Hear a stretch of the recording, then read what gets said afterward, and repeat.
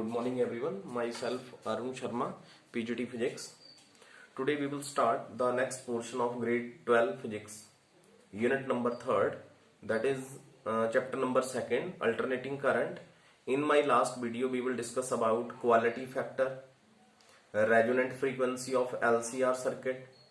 तो last video में मैंने आपको ये बताया था कि ये जो चैप्टर है यहाँ से आपको एक 5 मार्क्स का क्वेश्चन बनेगा, और जो 5 मार्क्स का क्वेश्चन बनेगा, एक तो है आपके पास LCR सीरीज सर्किट, दूसरा है आपके पास क्वालिटी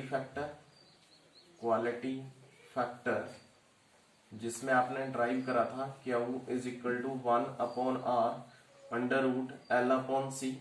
थर्ड क्वेश्चन करेंगे हम आज LC ऑसिलेशन। फोर्थ क्वेश्चन रहेगा हमारे पास power of an AC circuit, और लास्ट क्वेश्चन रहेगा हमारे पास ट्रांसफॉर्मर। तो बिल्कुल ध्यान से करेंगे, आपको इन पांचों में से एक क्वेश्चन जरूर आएगा जी। तो जो आपका ये LC ऑसिलेशन वाला जो टॉपिक है, इसके 3 अलग अलग पार्ट में है। एक तो हमने LC ऑसिलेशन का वर्किंग समझना है, वर्किंग समझेंगे कैसे ये काम करता है, हाउ इट वर्क, ठीक है जी।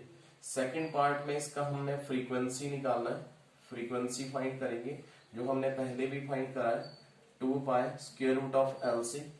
और फोर्थ पार्ट में हमने क्या निकालना है, थर्ड पार्ट में हमने इसका एनर्जी निकालना है, mean energy.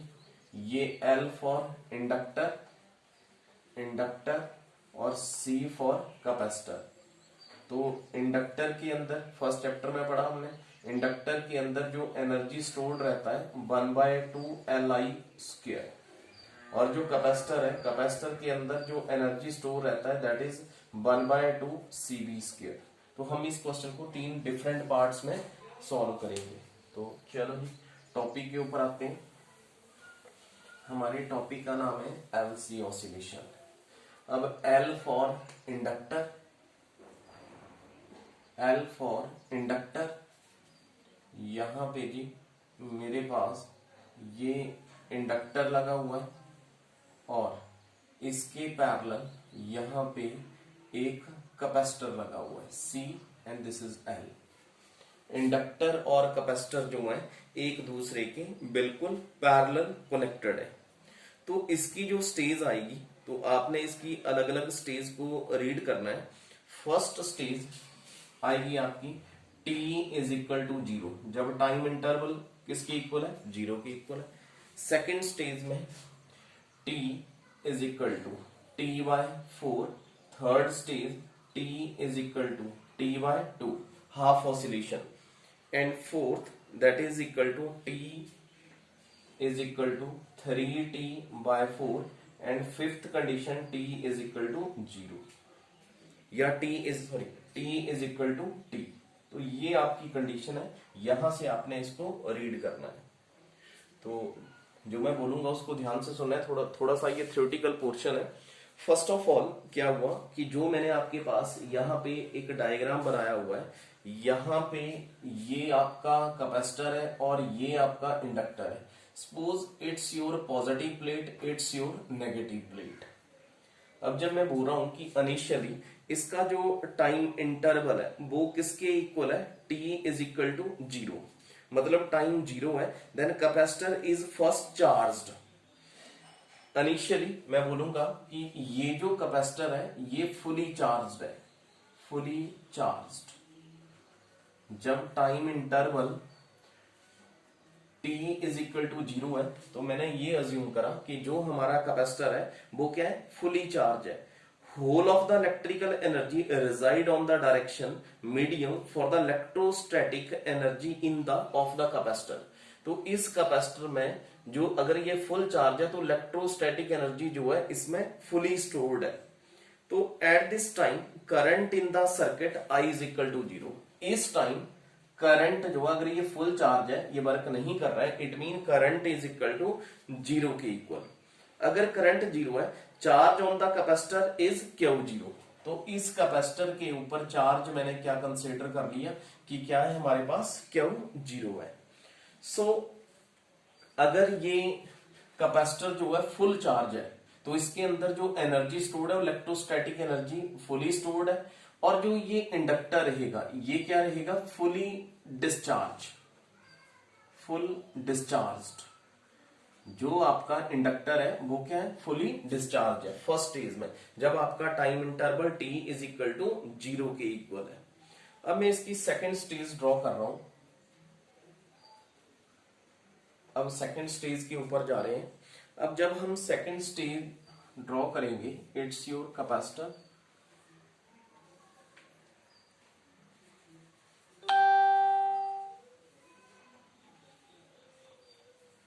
It's your positive plate, it's your negative plate.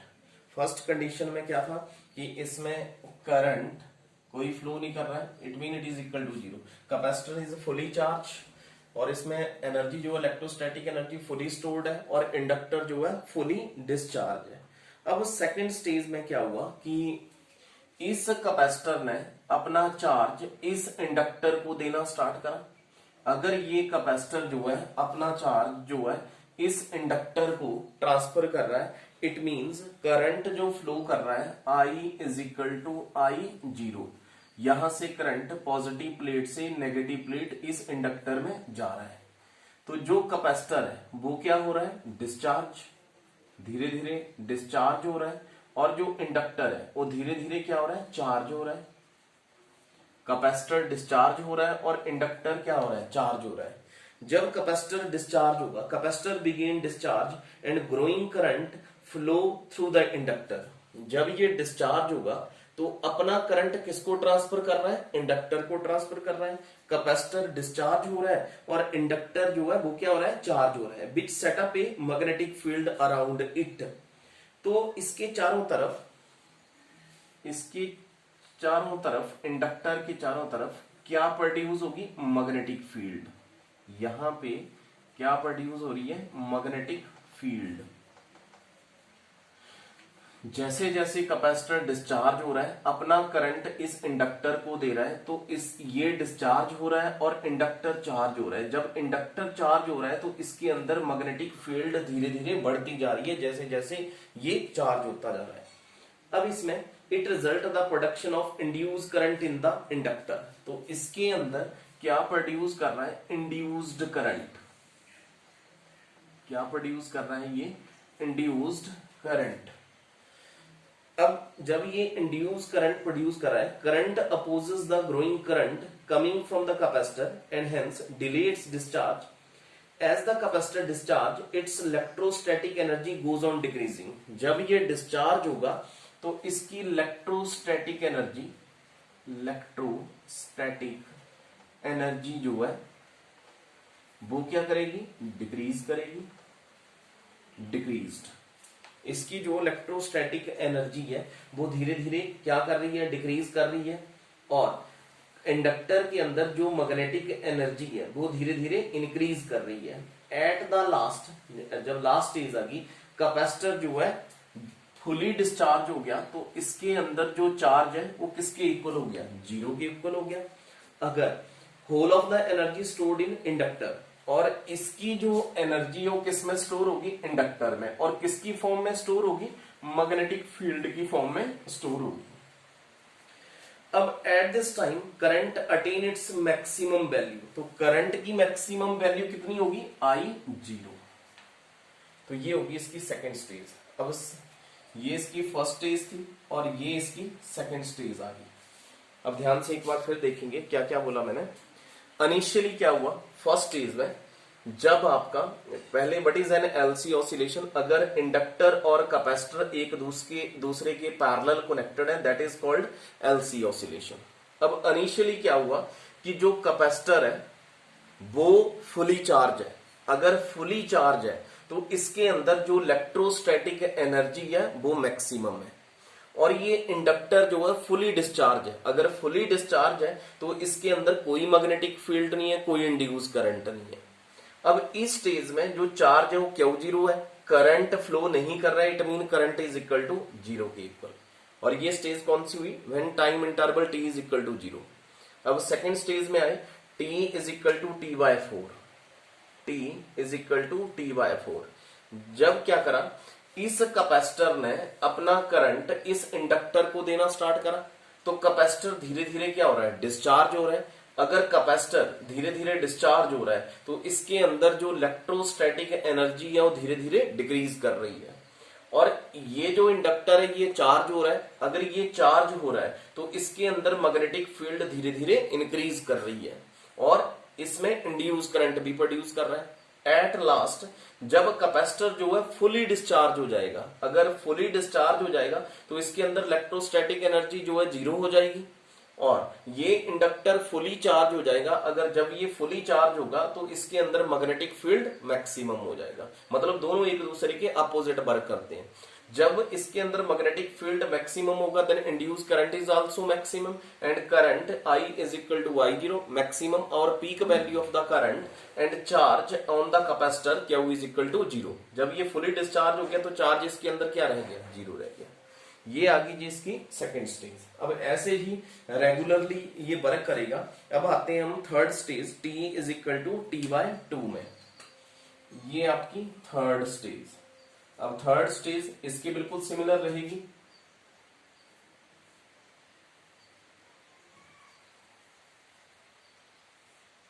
ये आ गई जी आपकी थर्ड स्टेज। अब थर्ड स्टेज में क्या होगा, अब इसके जो ये आपका पॉजिटिव सेक्शन था, ये आपका नेगेटिव सेक्शन था। अब इसमें क्या हो जाएगा, it's your negative, it's your positive. ये आपके पास इंडक्टर है और ये आपके पास कैपेसिटर है। अब इसमें t is equal to t by, अब उसके अपोजिट वर्क करेगा। It mean capacitor is completely discharge. इस टाइम कैपेसिटर क्या है, फुली डिस्चार्ज है। अगर फुली डिस्चार्ज है, magnetic field around the inductor, magnetic field inductor के ऊपर क्या है, मैक्सिमम है। It produce an induced EMF in opposite direction. अब ये क्या करेगा, इंड्यूस्ड ईएमएफ प्रोड्यूस करेगा बट इन अपोजिट डायरेक्शन। इससे इस डायग्राम से अपोजिट वर्क करेगा, इन opposite direction. So induced EMF charge on the capacitor again but in opposite direction. इसके ऊपर चार्ज आएगा पर इससे क्या रहेगा, अपोजिट रहेगा। अब ये इंडक्टर जो है अपना इंड्यूस्ड ईएमएफ किसको सप्लाई कर रहा है, कैपेसिटर को। अब क्या होगा, इंडक्टर जो है धीरे धीरे क्या होगा, डिस्चार्ज। अगर ये डिस्चार्ज होगा तो इसके अंदर जो मैग्नेटिक फील्ड है वो धीरे धीरे क्या करेगी, डिक्रीज करेगी। अगर डिक्रीज करेगी और ये धीरे धीरे क्या होगा, चार्ज होगा। अगर ये चार्ज होगा तो इसके अंदर इलेक्ट्रोस्टैटिक एनर्जी जो है वो धीरे धीरे क्या करेगी, इंक्रीज करेगी। मैंने बोला इसके अपोजिट वर्क करेगा। अब धीरे धीरे जब इसके अंदर इलेक्ट्रोस्टैटिक एनर्जी जो है इंक्रीज करेगी, then again current I is also equal to किसके इक्वल हो जाएगा, 0 के इक्वल हो जाएगा। अगर current I is equal to 0 के इक्वल हो गया then whole of the energy stored in capacitor. इसका मतलब जो टोटल एनर्जी है इंडक्टर की वो किसमें स्टोर होगी, कैपेसिटर में। अब कैपेसिटर फुली क्या हो गया, चार्ज हो गया। अगर फुली चार्ज है इट मीन इसके अंदर इलेक्ट्रोस्टैटिक एनर्जी जो है मैक्सिमम है। अब ये फुली डिस्चार्ज है, इसका मतलब इसके अंदर जो मैग्नेटिक फील्ड है वो किसके इक्वल है, 0 के इक्वल है। अब लास्ट स्टेज बिल्कुल ध्यान से देखना है। अब आती है आपका t is equal to t by 4। अब जब t is equal to t by 4 आ रही है तो बिल्कुल इसके अपोजिट वर्क करेगा। इसमें मैग्नेटिक फील्ड इस डायरेक्शन में जा रही थी, इसमें मैग्नेटिक फील्ड जो है इसके अपोजिट डायरेक्शन में फ्लो करेगी। अब मैग्नेटिक फील्ड अपोजिट डायरेक्शन में फ्लो करेगी, इट मीन अगेन इस कैपेसिटर के अंदर चार्ज कितना हो जाएगा, 0। बिल्कुल ध्यान से देखेंगे फिर से। अब इस केस में थर्ड स्टेज से हम फोर्थ स्टेज के ऊपर आए। जब फोर्थ स्टेज के ऊपर आए इसका मतलब जो आपका कैपेसिटर है इस टाइम वो क्या है, फुली डिस्चार्ज, सॉरी कैपेसिटर जो है फुली चार्ज है और इंडक्टर जो है फुली क्या है, डिस्चार्ज। अब क्या करा, इस कैपेसिटर ने अपना चार्ज फिर किसको देना स्टार्ट करा, इस अपना करंट इस इंडक्टर को देना स्टार्ट करा। जब ये अपना चार्ज इस इंडक्टर को दे रहा है तो इसके अंदर मैग्नेटिक फील्ड फिर धीरे धीरे क्या कर रही है, इंक्रीज कर रही है। अगर मैग्नेटिक फील्ड धीरे धीरे इंक्रीज कर रही है इसका मतलब इसके अंदर इंड्यूस करंट भी बढ़ रहा है। कैपेसिटर धीरे धीरे डिस्चार्ज हो रहा है, इसका मतलब इसके अंदर जो इलेक्ट्रोस्टैटिक एनर्जी है वो फिर से क्या कर रही है, डिक्रीज कर रही है। एट लास्ट में क्या हुआ कि जो आपका कैपेसिटर है वो फुली डिस्चार्ज हो गया, it mean charge is equal to zero. अगर फुली डिस्चार्ज हो गया तो इसके अंदर जो इलेक्ट्रोस्टैटिक एनर्जी है that is equal to zero. Inductor फिर अगेन फुली चार्ज हो गया, इसका मतलब इसके अंदर जो मैग्नेटिक फील्ड होगी वो मैक्सिमम होगी और जो करंट है, इंड्यूस करंट है, वो भी क्या रहेगा, मैक्सिमम रहेगा। तो ये आपकी 4 स्टेज है, T is equal to T। ये फिर आपका the situation is same for first figure, जो आपकी फर्स्ट फिगर इसके अकॉर्डिंग हो जाएगी।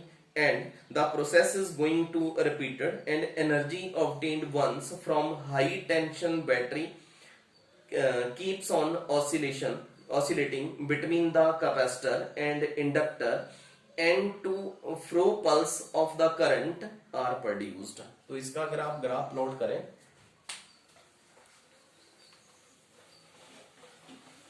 आपने थ्योरेटिकल पोर्शन जैसे मैंने बोला सिमिलर वैसे लिखना है।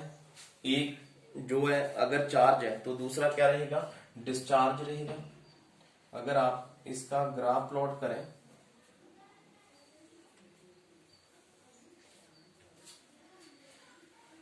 अब इसमें क्या रहेगा, ये आपका जीरो ओरिजिन है, ठीक है। अब यहां पे प्लस क्यू जीरो और यहां पे minus Q zero, similar plus Q zero, यहां पे माइनस क्यू जीरो। अब फर्स्ट स्टेज में जो करंट लैक्स कर रहा है दैट इज सिमिलर। तो जो आपकी फर्स्ट स्टेज है उसको यहां पे लिखेंगे T/4 आपका फर्स्ट। सेकंड कंडीशन यहां पे आ जाएगा आपका T/2, यहां पे 3T/4 और यहां पे T, ठीक है जी। और जो आपकी नेगेटिव ऑसिलेशन सिमिलर, तो जो आपका फर्स्ट पार्ट है that is T/4, T/2, 3T/4 and T, next है 3T/4 एंड T। तो ये आपका ग्राफिकल पोर्शन है। तो आपको फिर से एक बार इंट्रोड्यूस कर रहा हूं कि हुआ क्या, आपने कैसे लिखना है। इसकी स्टेज लिखेंगे, अलग अलग स्टेज। ये आपका इनिशियली फर्स्ट स्टेज में कैपेसिटर है और ये आपके पास इंडक्टर है। तो इनिशियली क्या हुआ कि हम सपोज करते हैं कि ये जो कैपेसिटर है ये क्या है, फुली चार्ज है। अगर ये कैपेसिटर फुल चार्ज है तो इसके अंदर चार्ज जो है सपोज कर लेते हैं क्यू जीरो। अगर ये कैपेसिटर फुल चार्ज है तो इसके अंदर कौन सा एनर्जी स्टोर्ड है, इलेक्ट्रोस्टैटिक एनर्जी। और इलेक्ट्रोस्टैटिक एनर्जी जो है इस टाइम क्या है, मैक्सिमम। और ये इंडक्टर जो है फुली डिस्चार्ज है। अगर फुली डिस्चार्ज है इसका मतलब इसके अंदर जो मैग्नेटिक फील्ड है वो इक्वल टू जीरो के इक्वल है। तो इस टाइम ये कोई करंट अपना फ्लो नहीं करवा रहा है, मतलब एक टर्म चार्ज होगी और दूसरी डिस्चार्ज होगी। सेकंड स्टेज में क्या हुआ, हमने क्या करा, इस कैपेसिटर ने अपना करंट इस इंडक्टर को देना स्टार्ट करा। अगर ये अपना करंट इस इंडक्टर को दे रहा है इट मीन ये धीरे धीरे क्या हो रहा है, डिस्चार्ज, और इंडक्टर धीरे धीरे क्या हो रहा है, चार्ज हो रहा है। अगर ये डिस्चार्ज हो रहा है तो इलेक्ट्रोस्टैटिक एनर्जी जो है वो क्या कर रही है, डिक्रीज, और इसके अंदर मैग्नेटिक फील्ड जो है वो क्या कर रही है, इंक्रीज। एट लास्ट इसके अंदर जो कैपेसिटर है अगर फुली डिस्चार्ज हो गया तो जो इंडक्टर है वो फुली चार्ज हो जाएगा, इसके अंदर मैग्नेटिक फील्ड मैक्सिमम रहेगी और इंड्यूस्ड करंट जो है वो भी क्या रहेगा, मैक्सिमम रहेगा। तो इसी स्टेज को आगे से आगे आपने मूव करना है। जो थर्ड स्टेज आएगी वो इसकी अपोजिट आएगी। अपोजिट मीन ये ऊपर वाला पॉजिटिव था, नीचे वाला नेगेटिव, अब ये नीचे वाला पॉजिटिव ऊपर वाला नेगेटिव बन जाएगा। इस केस में क्या कर रहे थे आप, मैग्नेटिक फील्ड डाउनवर्ड चल रही है, तो इस केस में मैग्नेटिक फील्ड अपवर्ड चलेगी, इसके अपोजिट। तो आपकी 10 या 12 लाइनें बनेगी इसकी एलसी ऑसिलेशन की। अब इसमें हमने क्या करना है, अब नेक्स्ट पोर्शन इसका स्टार्ट करेंगे हम।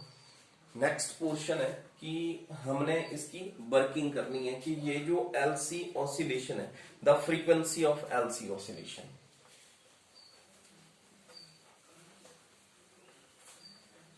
नेक्स्ट पार्ट करेंगे हम इसका frequency of LC oscillation. Second part आ गया फ्रीक्वेंसी ऑफ एलसी ऑसिलेशन। तो याद रखना है जी, अगर ये तीनों अलग अलग पार्ट में आता है तो सिंगल पार्ट 3 मार्क्स में। अब एलसी ऑसिलेशन को आपने फाइंड आउट करना है। ये आपका कैपेसिटर हो गया जी, ये आपका इंडक्टर है, positive negative inductor and capacitor. अब आपको याद हो कि induced EMF in the inductor, induced EMF in the inductor, तो क्या लिखते थे हम, L D I upon D T according to Faraday law. Next potential difference across the capacitor, potential difference across the capacitor, तो जो potential difference आएगा that is equal to Q upon C. अगर याद हो Q is directly proportional to be, Q is equal to C into V and V is equal to Q upon C. ठीक है जी। अब इन दोनों को कंबाइन करेंगे according to Kirchhoff's law, L D I upon D T plus Q upon C is equal to 0। याद हो अगर आपको यूनिट नंबर 2 में पढ़ा है Kirchhoff's law, and Kirchhoff's law state that algebraic sum of EMF in the circuit which is equal to 0. So after that हम इसको find करेंगे। आपको पता है current I is equal to rate of change of charge with respect to time, current I dq upon dt।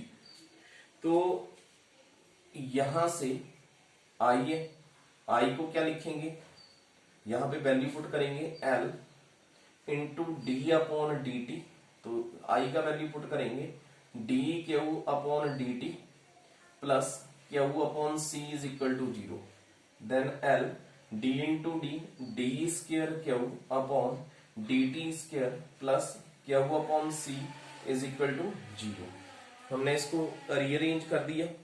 अब आगे D square Q upon D T square plus 1 upon L C Q is equal to 0। यहां पे क्या आ गया, 1 upon L C Q is equal to 0। अब अगर आपको याद हो यहां पे omega is equal to 1 upon L C लिखते थे जी,